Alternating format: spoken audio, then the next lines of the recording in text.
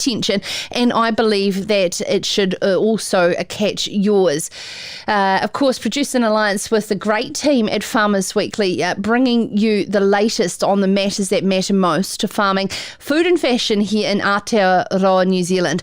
I'm your host, Sarah Perriam, and it's my absolute privilege and pleasure to be continuously bringing you the latest from wherever you are tuning in on podcast or live around the world. I'm certainly giving a lot of great feedback that you are enjoying the show because of its point of difference, and that means the world to me, and I want to continue to ensure that we are on the right track.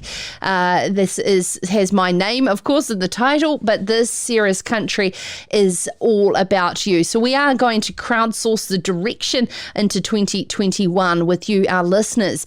And of course, we've teamed up again with our great friends Sam and Sophie Hurley from Honest Wolf, and they've kindly given us another weekender woolen woolen luggage bag, valued at nearly $400 to give away. So all I ask from you is going to take 2 minutes of your time, 5 quick questions to tell us what you are enjoying and want more of on Sarah's Country. So please text the number 4040 with the word honest, and we will be sent a link. And it's simple as click on that, and or as I said, just 2 minutes of your time so that we can continue to build this show together. Sarah's Country's Brains Trust has a few spots left in our foundational 100 members, and it's a private Facebook group basically to get some exclusive content, access to conversations with myself, a place to be able to share stories that you think I should be covering, and having a conversation with some of the most super passionate people about the primary sector of New Zealand. If you'd like a link to join, we certainly would welcome you. So please send me an email, sarah@sarahscountry.com, and I would welcome you with open arms to join the conversation. Certainly there is some great inspirational people that are a part of that Brains Trust, and I would love your voice to also be at the table as well.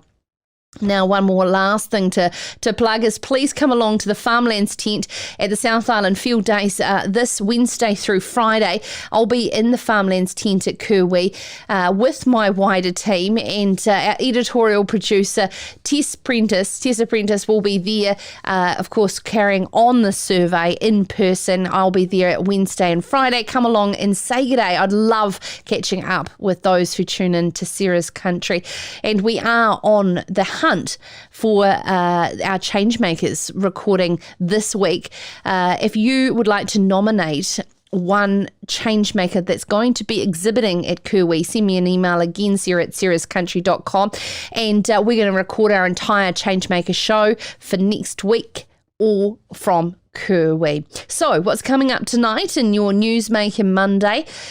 A good friend of mine has been airing her frustrations in the media on country school buses not having seatbelts, saying it's a fatal accident waiting to happen. Pip's been in touch with Prime Minister Jacinda Ardern as well as Transport Minister Julianne Genter to no avail, leading her to launch a petition. Pip will join us later on in the show. Rural Weather's Phil Duncan is back to provide an outlook on showers potentially for Hawke's Bay, Gisborne and the Coromandel, with a large high and a southerly coming up through. Also, what will the weather be in touch? And for the long-range forecast ahead, of course, go to ruralweather.co.nz for your personalised weather forecast. To close, following the winter grazing rules getting an extension for another 12 months, National Party agricultural spokesperson David Bennett explains, well, Parker really had no choice, he says, to defer the regulations, that they were impractical, yet may have had another agenda. I also want to ask David on what national will do to be able to attract and retain the skills we need here in this country, but also to the work he's been doing in the background to bring in the very desperate need for our COVID-free Pacific Island RSC workers into our horticulture sector. But to kick off, and what is a little bit of a theme across tonight's show, more concerns around health and safety. But this time it's the ACC's subsidy for quad bike rollover protection. That has the Motor Industry Association nervous that there's not enough engineering data. Chair Simon Meade will give us his opinion and insights, saying that this is a subsidy going into a non-regulated standard, and there is wider points at play around health and safety, in particular the increasing fatigue of our farmers and growers. Up next here on Sarah's Country. This is Sarah's Country, produced in alliance with Farmers Weekly, the place New Zealand farmers turn to for a trusted source of in-depth agricultural journalism. Stay connected to the matters that matter most by subscribing to My Daily Digest at farmersweekly.co.nz. Oh, nice boots. Yeah, thanks. They're new. Ben, you alright? Oh, yeah, sorry, mate. Just meerkatting pretty hard, eh?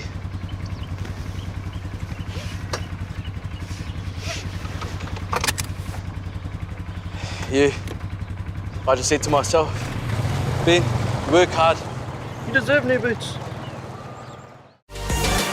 Well, there was a 2019 Kellogg report that revealed across all age groups from infant to 70 plus, the four-wheel motorbike is the leading cause of death on farm.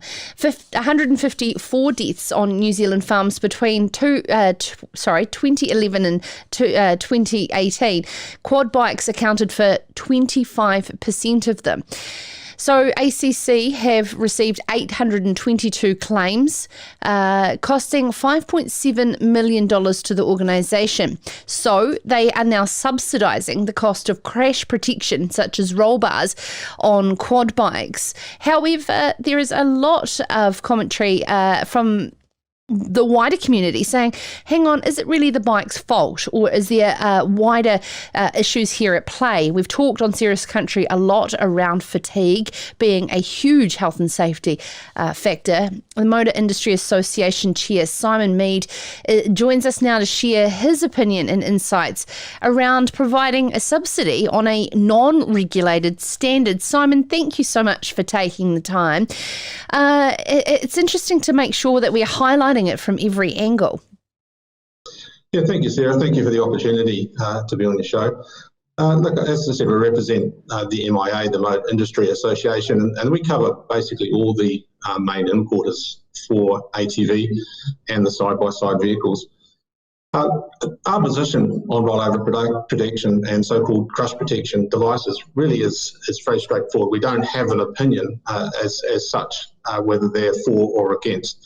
What we are promoting, first of all, is the five basic rules, which we want to reiterate, which is always wear a helmet. That's one of the key first things that we'd like to recommend. Second thing is, riders be trained. I mean, and that's a common sense approach.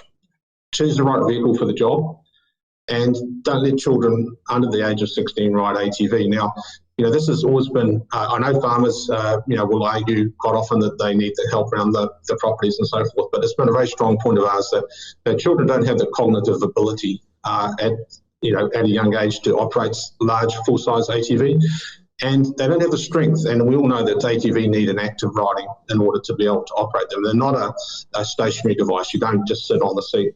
And the very last and also important is not to take passengers unless the quad's designed for them. The particular subsidy on this halo-like shape roll protection that is it's being suggested on quad bikes. Simon, I have actually been on farm and spoken to farmers specifically about this particular product and heard about how it saved their lives from being able to bounce off them. So wouldn't getting in behind a subsidy from ACC be a positive thing? I think the important thing, Sarah, is that from an MIA position on this, what we're saying is that the quad bar and the hoop-shaped device, the two different devices that are being subsidised have not been tested or have standards approved. They're an untested product, and our message is let's there is no empirical evidence to support the fitting or the not fitting of the devices. There hasn't been testing. There hasn't been the thorough engineering put behind the fitment of the devices. And what we'd like to see as an industry is a thorough and rigorous testing program that would support a standard for such a device. And what learnings have you taken from Australia and their focus on it? Because I understand that they certainly are very hot on ensuring that this form of modification can be part of the future of the safety of the rider. Well, when we look at Australia, obviously they've come to a conclusion that mandatory fitment of ROPS is the way forward. I believe as a country, we're more pragmatic than that. We're able to develop some better understandings of how our ATV are used within the country and what is the best outcome for our farmers. And I think as farmers go forward, what we need to look at is what is the ATV being used for? Is it the right vehicle for the job?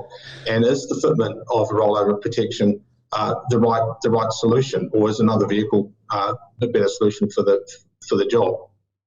Yeah, and certainly in places that I have seen ATVs taken, it has replaced the horse, but the horse could have been a safer option to slow down, or even just the 2 feet that we were born with as well. Well, I've been in the industry for 36 years, and a great majority of that's working with farmers. And I know this is a very emotional subject, but we have to be clear that there isn't currently empirical evidence to support the design functionality of the rollover protection. Not all rolls happen from a roll over on a lateral side-to-side position. Some of them are end for end.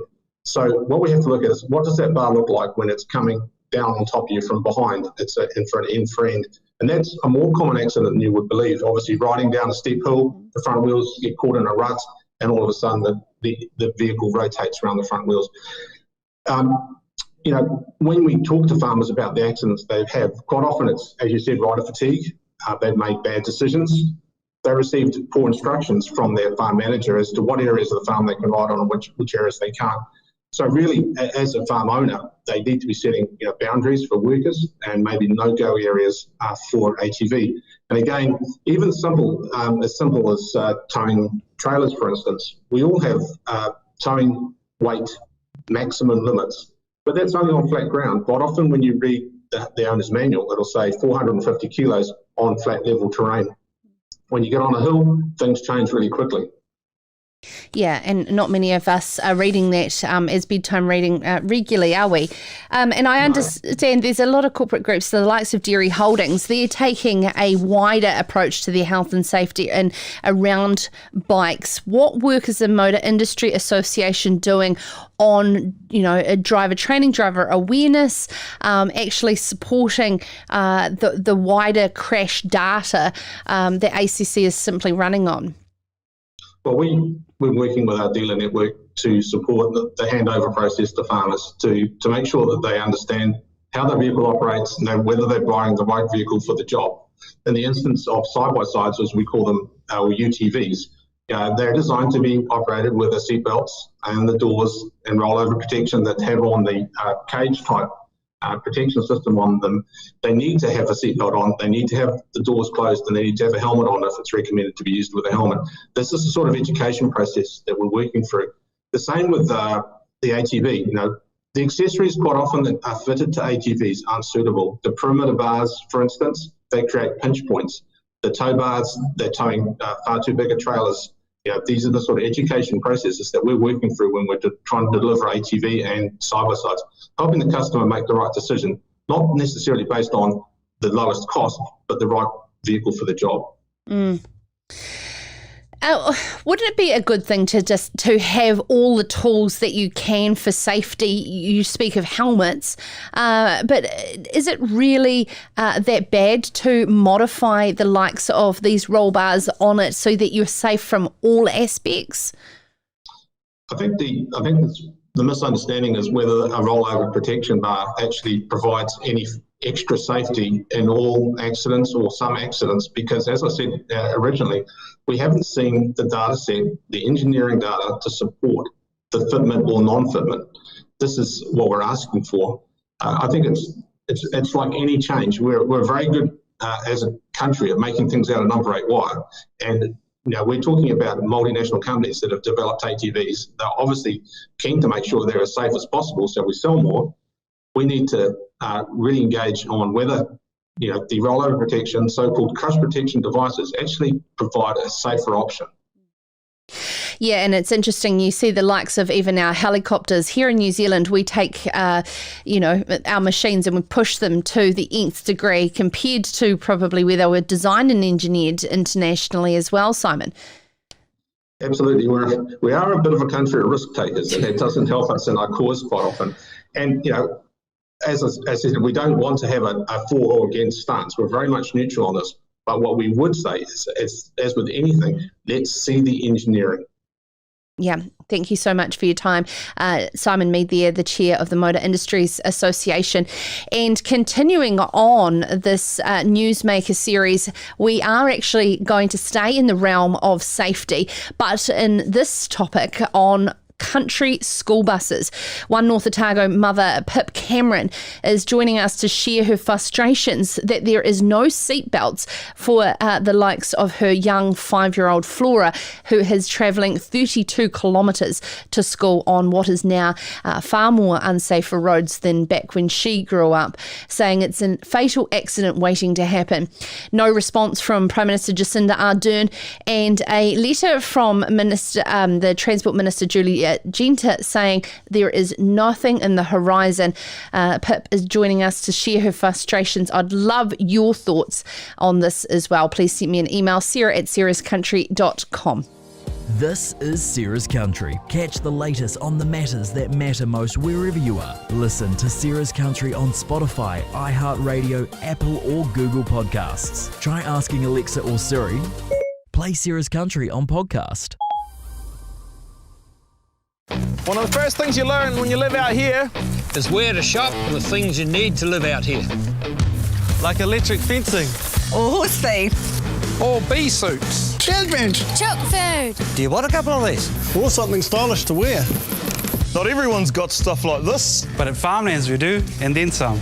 So if you need anything to help you farm, Grow, milk, dredge, rear, come on in. because we're out here too. Well, if you're like me, growing up in the country meant very long trips on school buses. And back in the day, of course, there was no seat belts. However, just because of that doesn't mean that that has to be our future. Our roads have certainly changed with the rise of more larger contracting vehicles, as well as, of course, pre-COVID anyway, a very busy road with tourists. And one North Otago mother has said enough is enough, even writing to Jacinda Ardern, suggesting that potentially she would not be putting Neve in this situation. It's a very valid point when you have very young children that if they were in a car would be in a restraint that would be a lot more safer. She's taken it to Transport Minister Julian Genta and local MP, but has continued to be frustrated from the generic replies she is getting back that no one wants to do anything about it. Pip Cameron joins us now. Pip, thank you very much for raising this very valid point. Do you want to talk us through, your eldest daughter has just started school and you were shocked at the response? Yes. Our eldest daughter Flora started school 6 months ago, and it was then that I decided I would go and find out just how she was going to get to school. And I was really shocked to see that there was that I would be taking her to school in a 5-point harness in my truck down to the bus stop. But once she got to the bus stop, she could get onto the bus and there would be no restraint and no safety at all. Now, it is interesting, though, because, you know, we grew up in that environment and we're still here, and it didn't do us any harm not wearing seatbelts. Why do you think it's different now? That's true, but also, I don't know about yourself, but I had a local school and it was only 5 kilometres from my home. But now our rural schools have been closed. Our children are travelling further. So Flora travels 32 kilometres to her local school. And yeah, I think also too, the roads are a lot busier now. We've got in our area, we don't have tradespeople that live here any longer. They all travel up the state highway, and it just adds to a lot of traffic on a busy school morning. So you've gone through the process of writing a letter to Jacinda, but that I do have here in front of me, and clearly pointing out that 32k trip, which has now resulted in you doing a 128-kilometre trip to safely take your daughter Flora to school. And reading through Julianne Genta's reply to you, Pip, they seem to continuously rely on the fact that buses are far more safer than cars. So just like any statistic can be swayed to make it sound positive for anything, it's the same here. Statistically, buses are safer because there hasn't been any deaths.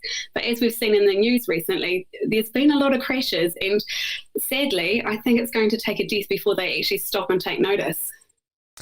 That's very scary. What else have you found out along the way around the direction of particularly the Associate Minister of Education, Jenny Salisa, and the direction of where they are going with buses? Is it something that's in the pipeline? I don't think so. At this stage, they say there's no change in the system coming. And so what could be the next step for the rural sector to stand up and say, look, this is a bit different than in an urban an environment, and how can we embrace this challenge together as a community?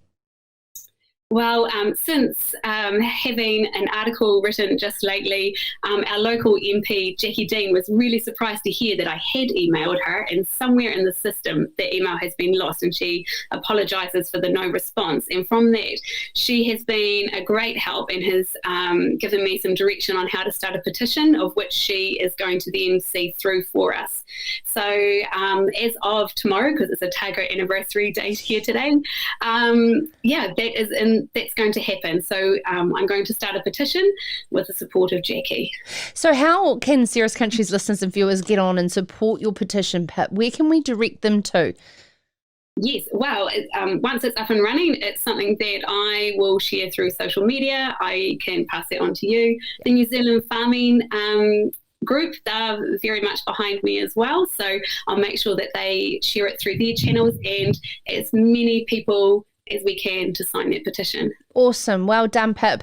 And of course, yes, I will get the link off Pip and share that on my social media as well as through the show in coming days as well. But if you want to follow Pip's journey, it's under What's for Smoko on Instagram. That's Pip Cameron there from Otamatata Station, my apologies, in the Waitaki Valley, and running a campaign to get seatbelts on our rural school buses. I'd love to know your thoughts and your experiences as a mother or father in rural New Zealand and your concern around it. Have you been in that same boat already but wondered, oh, well, there's not much we can do about it? Well, Pip is certainly out there leading the change for us all.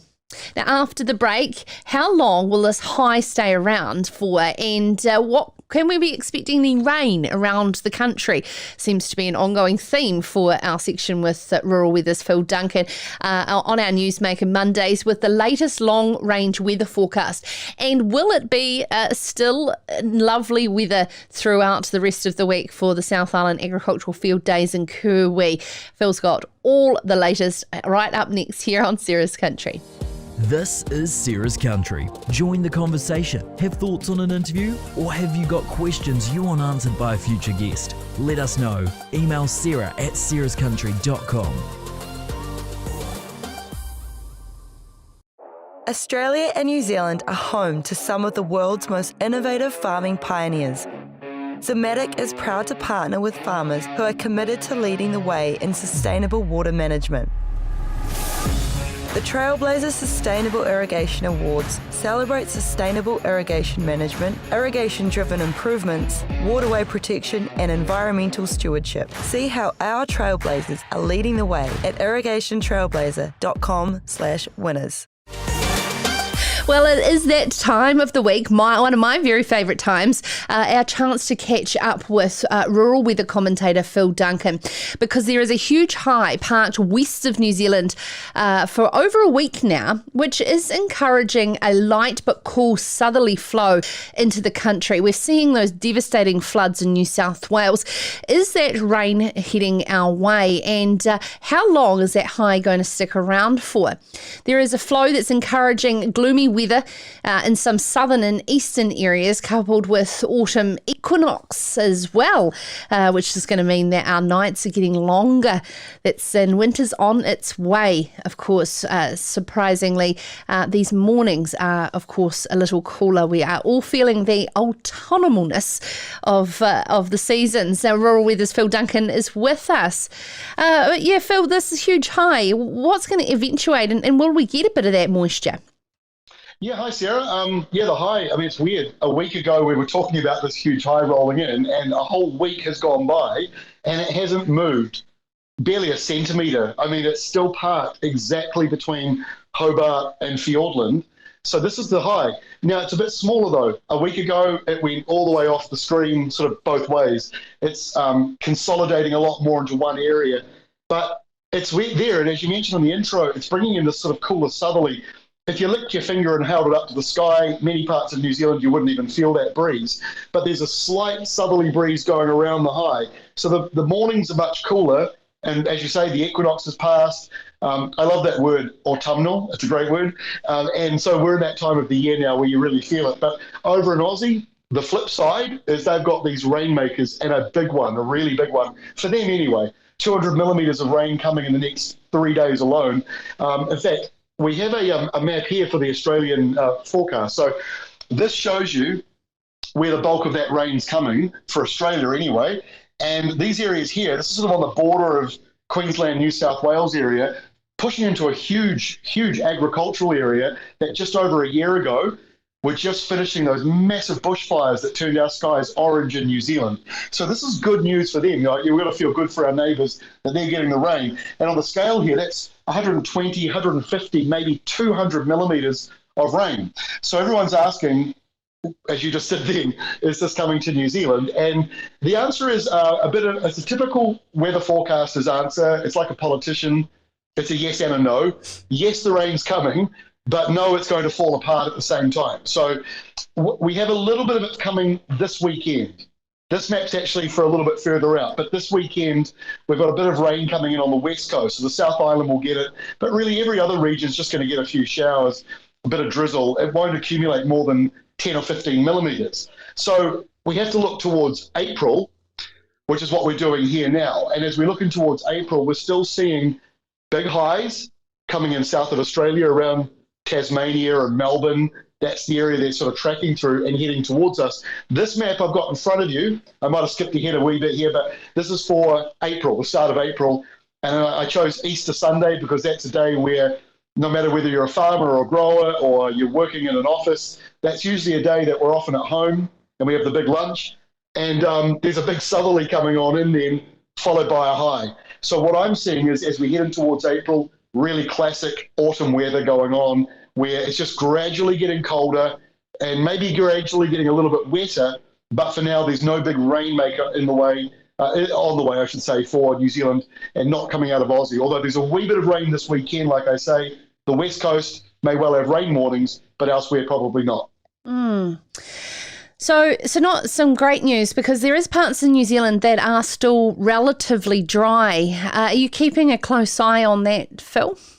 Yeah, and so that's why this map's quite an important one, because what this is showing is where are we going to be in the first sort of week of April? How does that month start off? And so if you look at Easter Sunday, and you can see, okay, yeah, there's a cold southerly coming through. There's some rain for Southland, Otago, Canterbury, and a bit later on, probably going into Easter Monday, we'll probably see a bit of rain or showers moving into the North Island. But the problem with this map is there's no low pressure in this area that's going to really drive in rain.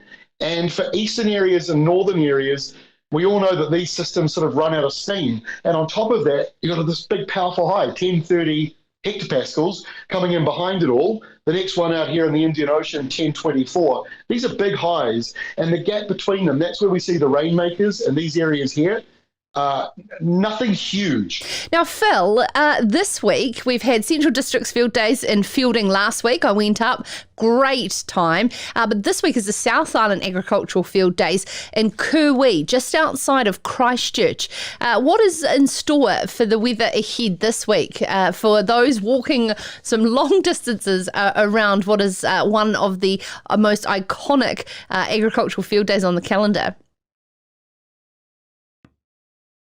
And he's fine. Well, it's looking pretty good, to be honest with you. The forecast is pretty excellent. Wednesday, Thursday, Friday, pretty much dry. There is a risk on Wednesday of a couple of showers, but look, when you look at the scale here at RuralWeather, that's not much. That's just a couple of spits coming over from the western side. I can't imagine it's too much. Warms up though as we go through. Look at Friday, 26 degrees, so that's not to be complained about. Wind-wise, not looking too bad. It's a little bit breezier on Thursday. That's the only day of the week that we've got a bit of a gusty breeze coming through. It's nothing too much. And as we go through by Friday, it's calm again. Temperature-wise, we just touched on that. But interesting to see that temperature up and down this week in Canterbury. So we start on today where it's 20, 24, down on Wednesday. That's where that southerly comes through. That's really actually as that big high finally starts to roll on in. And then we're back to 26. And by the way, if you go to RuralWeather, you've got down here the humidex, which is also in the red line, which is usually just a little bit above the air temperature. That's because it feels just a little bit warmer. Now, the last thing I want to focus on, our fog forecaster, which is unique to ruralweather.co.nz. There is no fog forecaster on planet Earth that I've found.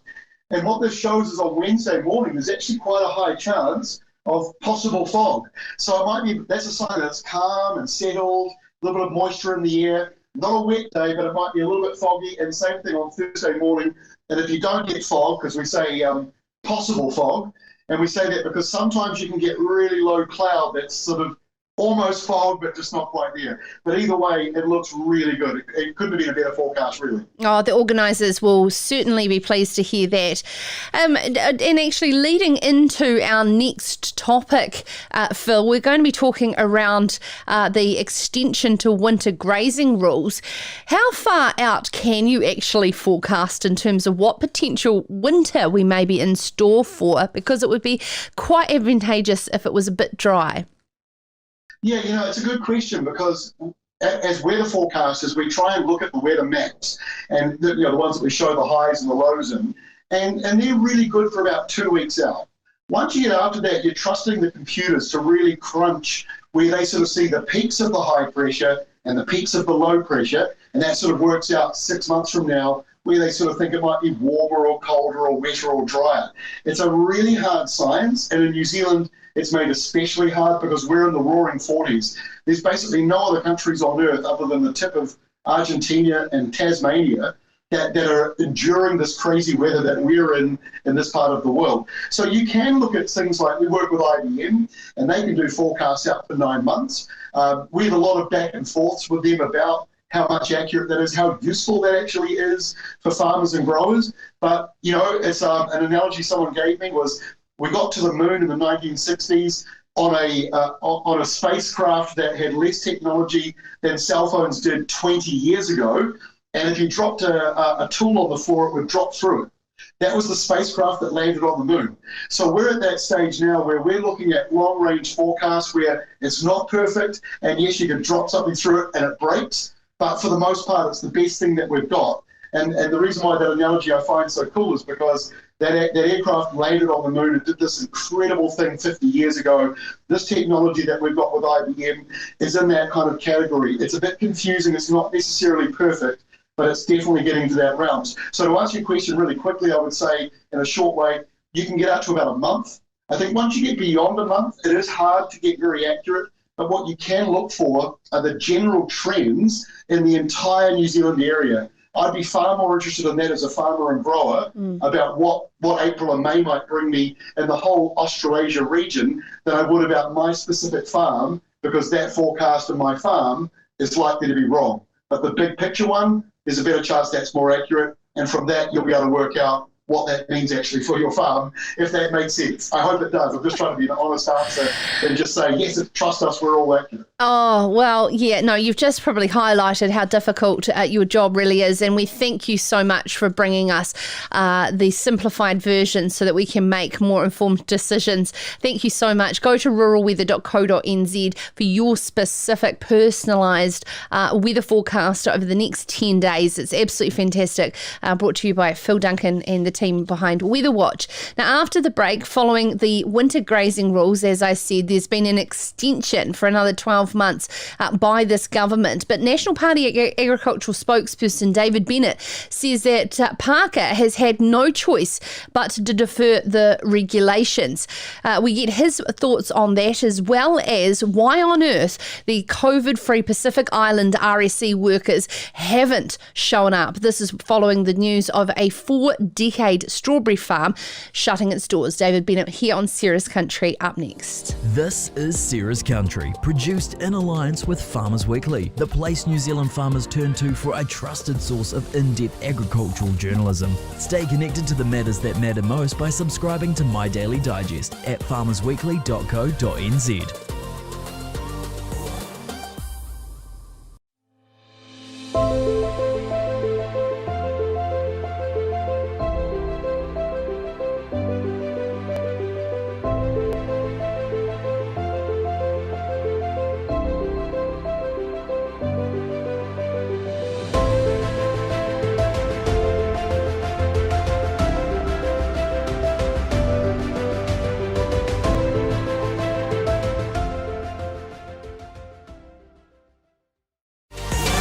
Well, last week at Beef and Lamb AGM held in Invercargill, the government has extended the winter grazing rules coming into play for a further 12 months. National Party agricultural spokesperson David Bennett has said that Parker really had no choice but to defer the regulations, saying that it didn't stack up scientifically or practically. He joins us now from on the road. David, what do you make of this? I mean, the farming community's been up in arms about it for some time, not because of the rhetoric that they don't want freshwater quality to improve, but for the fact that this is just straight out impractical on an region by region basis.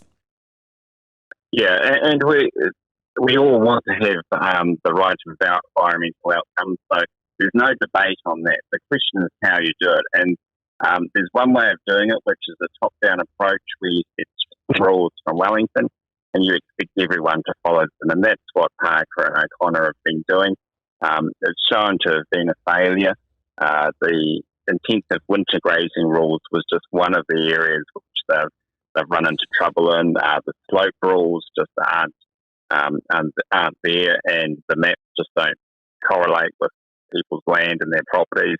You're seeing the nitrogen levels that we're going to have a din and those kind of rates coming through. They've pulled out of that as well. So it's had a whole myriad of things that have gone wrong with that process, and it's the wrong approach because it's not letting farmers lead the charge of making the environmental gains that we need. And farmers do that all the time, and they would continue to do that if they were given the tools. Now, if we look specifically at the Southland case, well done to those farmers that got together and put up a constructive case around the issue. From Parker's comments in Parliament that night when he announced it, it appeared that he had no choice. He couldn't implement them anyway in the next year, and he's just playing for a bit of time. I'd be very doubtful if he actually does end up delivering exactly what farmers would want to see happen.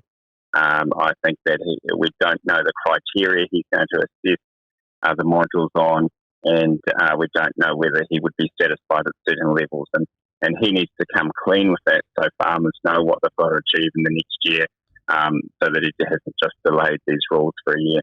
Well, that is the thing, isn't it? Is that, yes, one thing is some breathing space, but the other is just another 12 months of more uncertainty as well. But David, I mean, the rise of the anti-winter grazing movement and the farming community needing to take an internal look at itself around some of these practices, if O'Connor and Parker hadn't come in with the sledgehammer the way it has, do you think the industry would have had to make changes in the direction that it needs to? Yeah, well, it would be an ongoing part of the process, and that's where if you set more of a directional approach, that industry and regional councils and farming bodies can come together and look at solutions around, you get much better results. And you would have got much better results in Southland if we had taken that approach rather than the strict approach that's been taken. But these freshwater regulations haven't just been done off of that. They're very calculated. Like in certain regions, they impact those regions more than others. For example, if you look at the intensive winter grazing really affects through Southland, through the Manawatu, whereas much of the other parts of the country aren't so affected by it. If you look at the nitrogen rules, really affect mid-Canterbury and areas like that, so whether they have the irrigation on dairy land. So they've been very specific in these rules, and each of them basically attacks a certain region in some way, and that actually divides and conquers, I guess, the regions. And so rather than having the whole of New Zealand up in arms over one rule, they've very much isolated each area, and I think there's been a calculated approach. The problem with it is they hadn't actually thought through the rules, and they hadn't actually done their work around how they'd actually implement them, and that's where they've fallen down around things like the mapping and actually implementation. So, I think this is a very contrived process by two ministers, and I don't for one moment accept that they just got it wrong or they tried too hard, that they knew exactly where they were going. Right, and I think the likes of the re-sowing date of the 1st of October that farmers said, well, if we stuck to a date with waterlogged paddocks, we're actually going to have a worse environmental outcome. Just let us get on and farm the way we understand for the right outcome. But the other thing that strongly came through in all parts of the country is how under-resourced and overwhelmed our regional councils were with this. Yeah, well, Horizons, we're looking at, say, $10 to $15 million in extra compliance costs for them to get staff and such like. So that's part of his issue down in Southland, I think, is actually implementing it, and whether legally he can do it at this time anyway. So, they've run into all that kind of trouble, and that's the problem with having a strict approach. You just think that you can force it on people and then you'll accommodate that within very short time frames. Just doesn't work that way. We've got to build up that base of people with technical knowledge. We've got to actually investigate which rules will actually have the best effect in environmental outcomes, but also in economic outcomes. And so all that takes time, and that's why you need a much more balanced approach where it is pragmatic, it is science-based, and that's in comparison with what we've got at the moment. Mm. Now, and in the end, it puts the environmental change backwards, because if you have a strict approach, nobody can work within. Then we lose another couple of years in that public debate of actually being seen as better environmental stewards. Yes, so it backfires in the end. It does. It definitely backfires in the global perception of what's happening in New Zealand the longer we keep this up. And that's something I want to continue to highlight, because everything, even the show, is broadcast globally. And so therefore we just need to find a way to get on with it relatively quickly. So I definitely agree with that. But the thing is too, David, you're in opposition, and the farming community is feeling very undersupported politically. What are you doing on the ground behind the scenes to ensure that you are being extremely noisy on not only the winter grazing, but my biggest concern is how ridiculous it is that COVID-free Pacific Island RSC workers are not able to come in, and we've got hundreds of millions of dollars worth of fruit falling on the ground with extremely stressed growers. Yeah, well, that's exactly why we had a policy the weekend that we put out there, which is that we're asking the government to open the Pacific bubble, which is a National Party policy. It's something that we've put forward, and that is around having the island bubble with people coming from places like Tonga and Samoa and Fiji, that we have a close relationship as a country with, and also they have the ability to send people here to work now horticultural sector through the RSD scheme. So it's a starting point. There's a lot more that could be extended, but that would give a very valuable signal to the horticultural sector that are doing a tremendous job trying to get New Zealanders to work for them, but it just hasn't happened to the extent that it has been desired by the government or by the industry. They need those RSC workers, they're skilled people, and we set up a policy framework for that Pacific Island bubble in the weekend that would enable that to happen. We haven't had the government come in and reply to that. They haven't said, yes, it's something we can do. We've been pushing for the wider bubble with Australia for the last few months, just with sectors like tourism. They're finally starting to move on that now. But the RSC one, we've put out a really good policy, and it's up to the government to pick that up and implement that. And it's well thought through. It's constructive, and it's working in the best interest in supporting our horticulturists. So we're working like that to put real solutions ahead of the government, and we just need them to actually listen to the farmers and the horticulturists and to actually deliver some of those policies as well.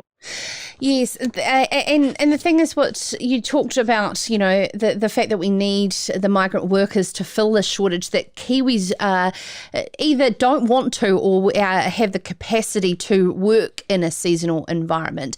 But the labour shortage or the skill shortage across the primary industry is not just at harvest point, it's at every single point along the way. And we're still talking about finding 50,000 people.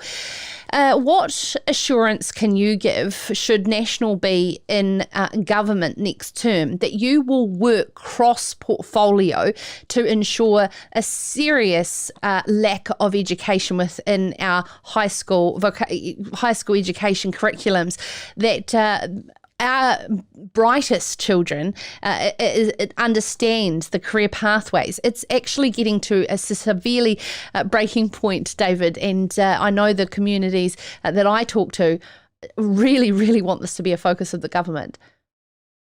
Yeah, and you're certainly right. It's just not RSE workers. You've got the sheep scanners, for example, your dairy workers. There's a whole lot of raft of people coming from overseas as a part of our sector, and so it's just not one area. I think the first thing is we've got to value the primary sector in all we do, and COVID did give us and has given us a chance to get a little bit more profile and a little bit more public acceptance for what we do, because they need us, because we're the only foreign exchange earner for the country, and we're the thing that's keeping this country going at the moment. So that understanding has been good. The second thing I think we need to make sure is that we do actually have the financial rewards there for people to go ahead and want to get into it. Like, we just can't force the next generation of children to be farmers without and growers without actually having the financial rewards, so that they can actually see that it is a comparable career choice from some of the other career choices they may have in front of them. And that's really important, that we have that signal within our industries around the profitability and the ability to go ahead and to get into farm ownership and management and all those other roles. Then you've got all the downstream roles that are connected with farming, the service roles, the advice. So, we talked about that environmental type advice. That those are very important positions that we need to get our brightest and best going into as well. So we've got that scientific capability and technology to make sure that we're at the forefront of the industries around the world. So there's a lot of opportunities there, and we're certainly pushing that. I was just at Massey and Lincoln the last few weeks, and 60% of the students there are female. That's great to see young women coming into our sector, seeing they've got that potential, seeing they've got that opportunity, and wanting to make farming their future. So that is happening at that level. We need to make sure that profitability is there as well. Thank you so much for your time, spokesperson for agriculture and national parties, David Bennett there joining us from the road, covering off a couple of topics there. And following on from what David said, I had a wonderful time at the St Hilda's 125th Jubilee in the weekend. I was emceeing a panel of incredibly inspiring old girls. The reason I'm telling you this is that I'm nearly 20 years out of school. As much as I absolutely loved my education there in a small school made up nearly half from borders from around the country, mostly off farms, is that the school was entirely geared with a multi-million-dollar art centre. You could be everything you wanted to be. Fantastic sports facilities, but the two head boarders who are off to Lincoln University are still studying agriculture on the D-Low via correspondence. Have we got our priorities continuously wrong in our high school curriculum? I say yes. I'm getting more and more motivated to want to do more about it. And that is within a school I'm proud to say I'm from, and it hasn't moved and changed in 20 years. So if you do want things to change, you do certainly have to be a part of it, as like Pip Cameron is from earlier yesterday, and will be our guests on The Opinion Maker and, of course, Change Maker this week. Still continuously fantastic lineup, thanks to my incredible team that pull these shows together. I couldn't do it without them. So tomorrow on Serious Country, I'm going to delve in to the topic around the Crown Pastoral Land Reform Bill. This is about tenure review within the High Country, and it continues on regardless of Green Party MP Eugenie Sage no longer being a part of the political mix. There is submissions before Parliament on this bill reform. So I have put out the invitation to have within the show.